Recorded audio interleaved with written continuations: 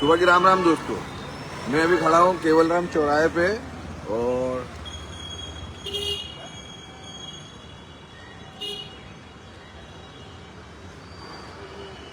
मोदी जी के सपने की आज बात करेंगे। मोदी जी का सबसे जो प्रमुख प्रभाव बोल सकते, जो ध्यान उनका आकर्षित रहता है वो रहता स्वास्थ्य और शिक्षा पर रहता है।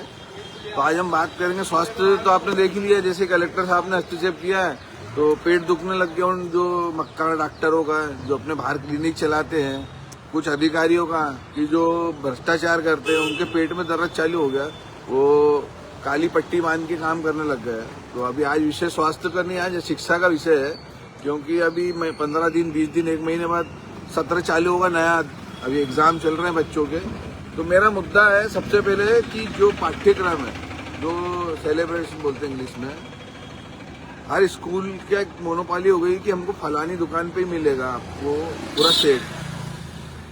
उनकी एक सेटिंग हो गई है हर दुकानदार से कि आपको वहीं से जाके लेना है। आप दूसरी दुकानों पे जैसे जाएंगे, किसी भी दुकान पे जाएंगे कि भाई ये स्कूल की किताब बुक्स है क्या पूरा सेट, तो बोले नहीं है। क्योंकि मेरा बचपन जो गुजरा है, मैं इसी खंडवा शहर में पढ़ा हूँ, तो बचपन में ही होता था जब हमारे पिताजी हमको कॉपी किताब दिलाने ले जाते थे तो किसी भी दुकान पे अवेलेबल हो जाती थी। कहीं अपने संबंध रहते थे तो कोई डिस्काउंट दे देता था आदमी, जहाँ संबंध होते थे थोड़ी उधारी हो जाती थी। तो आज की एक जो मोनोपोली चल रही है खंडवा शहर में कि पाठ्यक्रम जो है स्कूल वालों ने जिनसे कमीशन का टाई अप करा कि वो वहीं मिलेगा। तो पिछली बार हमने जो विरोध किया था उसके बावजूद जिला शिक्षा अधिकारी ने स्कूलों को निर्देश दिए थे, तो हर दुकान पे, किसी की दुकान पे 3 बुक्स थी, किसी के यहाँ 4 थी। तो जो पूरा सेट होता है, आदमी कभी भी खरीदने जाएगा तो पूरा सेट खरीदने जाएगा। तो एक मकड़ जाल है बहुत बड़ा, अहमदाबाद की और भोपाल की ऐसी कंपनियां हैं जो नॉर्मल सी किताब टाई अप से देती है सेट करके।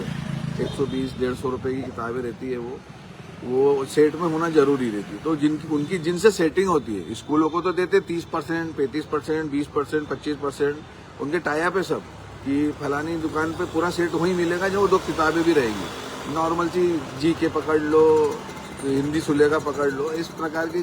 और वो 1-2 बुक्स और है जिनके नाम थोड़ा अलग अलग है। तो वो किताबों की जो मकड़ जाल उन्होंने रखा हुआ है कि मेरी दुकान पे अगर वो 2 किताबें मैंने अगर ले ली और वो आधा माल बच गया तो वो लोग वापस नहीं लेते।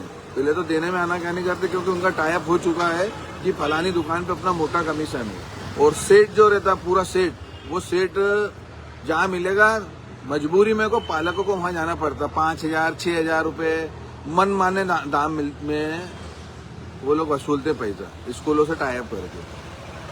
70 पेज की बुक 280-300 रुपए में देते हैं। अगर 70 पेज की फोटो कॉपी कराएं तो 70 रुपए तो पेज के पकड़ लो। अगर किसी को लगता है आगे पीछे की हो तो नॉर्मल सी पकड़ लो 1.5 रुपए के हिसाब से, क्योंकि आगे पीछे की में एडजस्टमेंट कर लेता है दुकानदार 1.5 रुपए के हिसाब से। तो भी 100-105 रुपए, 20 रुपए, 25 रुपए उसके बाइंडिंग के पकड़ लो। 130-40 रुपए में वो बुक हमको घर बैठे पढ़ सकती है। लेकिन होता क्या है कि नहीं, 300-280 में आपको लेना है तो हम लोगों को झक मरा के अपने बच्चों को पढ़ाने के लिए लेना पड़ता है, झक मरा के बच्चों के लिए लेना पड़ता है।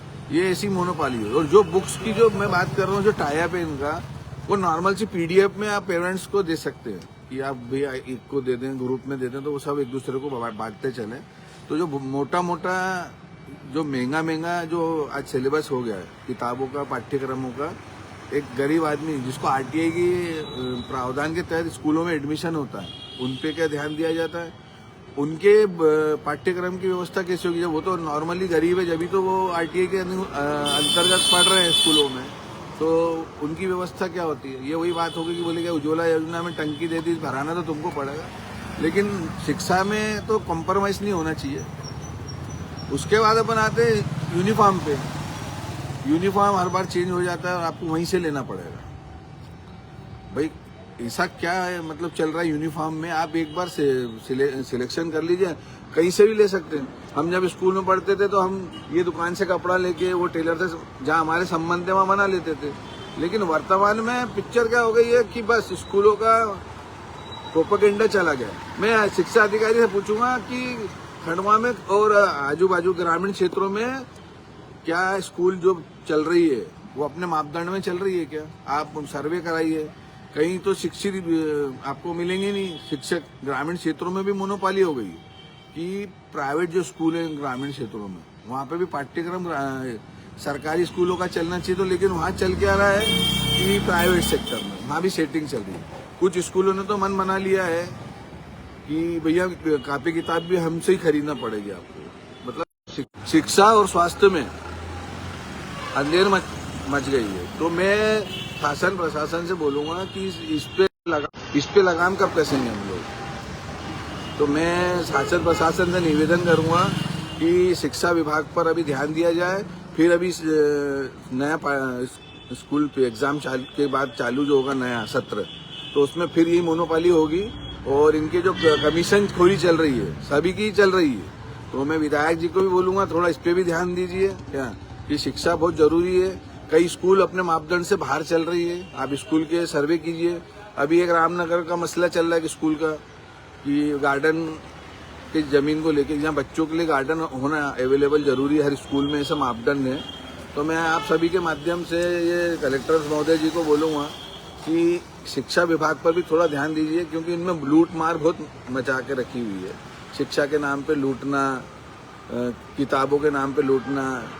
कि आप उनके रेट तो देखिए 70 पेज की किताबों के रेट, तो क्या है मध्यम वर्ग अफोर्ड कर पाएगा?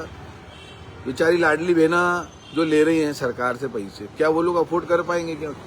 अगर अफोर्ड कर सकती है तो लाडली योजना बंद कर दीजिए, जिनको जरूरी चीजें उनको दे दीजिए।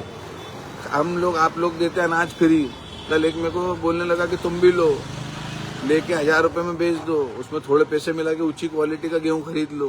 तो कुल मिला के जिनको जरूरत है उनको दिया जाए और ये फ्री की योजनाएं भी बंद की जाए। और मैं तो खासकर कहूंगा कि वो हमारे जो वकील महोदय हैं उन लोगों को एक पिटीशन दायर करना चाहिए इसके लिए, क्योंकि ये तो हर पार्टी ने ये दे देंगे वो दे देंगे, लेकिन आप जो जरूरी की चीजें उन जैसे शिक्षा फ्री होना चाहिए, स्वास्थ्य में फ्री होना चाहिए। स्वास्थ्य का हाल बेहाल है खंडवा में। शिक्षा के मामले, अभी स्कूल खुलेंगे तो आप पेरेंट्स को लूट मचा देंगे। कोई स्कूल बोलता है कि आपको वो एडमिट कार्ड नहीं देंगे, फीस पूरी नहीं भरी है, तो उनके भी मोनोपाली वो चल रही है प्रोपेगेंडा। कुछ स्कूल वाले आपसी में साठगांठ कर रहे हैं कि अपना टाई अप हो गया 2-3 स्कूल को कि अपन वहीं से कॉपी किताब लेना है। बहुत सारी स्कूल हैं और जैसे कई मिशनरी स्कूल है, उनकी सेटिंग है, आप जाके पता कर लीजिएगा। और मैं तो लाइव डालूंगा जिस दुकान पे एक ही स्कूल की किताबें मिलेगी ना इस बार, और वो भी चलाएंगे हम लोग, सिटिंग बोलते हैं ना, स्ट्रिंग ऑपरेशन, उसकी भी तैयारी कर ली है। तो मैं आप लोगों से फिर निवेदन कर रहा हूँ कि शिक्षा अधिकारी एवं कलेक्टर महोदय, विधायक जी, जनप्रतिनिधि हैं, आप चुनकर आई हैं, तो आप सभी से एक निवेदन है कि शिक्षा के इसमें थोड़ा खास ध्यान दीजिए। यहाँ लूट मचा के रखी हुई है और एक सामान्य व्यक्ति बच्चा पढ़ा ही नहीं सकता बड़ी स्कूलों में, जिनके बच्चे टैलेंटेड हैं, सिर्फ पैसों के खातिर हैं। तो आपसे निवेदन है शिक्षा अधिकारी, जिला कलेक्टर महोदय एवं विधायक महोदय कि आप इस चीज़ को संज्ञान में ले, एक मीटिंग में बिठाएं और इस पर एक गाइडलाइन तय करें।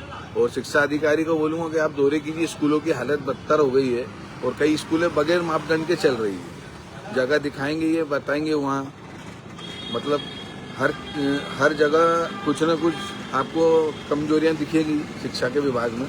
तो एक बार आप राउंड मारिए, तो आप बोल तो देते हैं, पेपर में देते हैं, फिर टाई अप हो जाता है, तो कोई स्कूल पे कार्रवाई नहीं हुई। तो मैं शासन से बोलूँगा 1-2 स्कूल पे कार्रवाई कीजिए।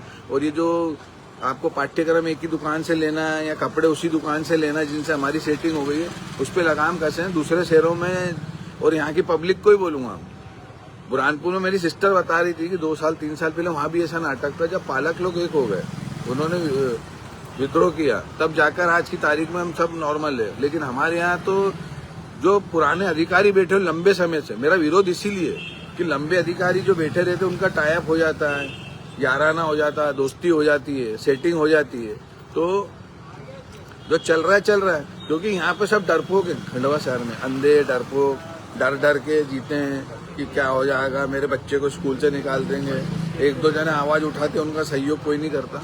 तो ये इनकी मनमानी चलती रहेगी जब तक आप एकजुटता नहीं दिखाएंगे। तो जिस प्रकार शासन प्रशासन की जिम्मेदारी बनती है उसी प्रकार हमारी भी जिम्मेदारी बनती है कि भैया इन लोगों का विरोध करें। घबराए नहीं, कोई कुछ नहीं करता। मोदी जी बैठे हैं, सबका साथ सबका विकास का उनका नारा है और उनका सपना है स्वास्थ्य और शिक्षा को उच्च स्तर पर ले जाने का। तो एक बार फिर मैं पालक संघ जितने भी पालक हैं उनको भी बोलूंगा, थोड़ा आप भी विरोध कीजिए। कुछ लोग बोलते हैं उनका सहयोग कीजिए, जो बोलते आप नहीं प्रखर हो सकते तो जो आगे बढ़ रहा है उसका साथ दीजिए। तो अंत में मेरी बात को मैं विराम दूंगा। बोलने में कुछ भूल चुकी तो माफ करना। आपका छोटा भाई बबलू राजानी, जय श्री दादाजी।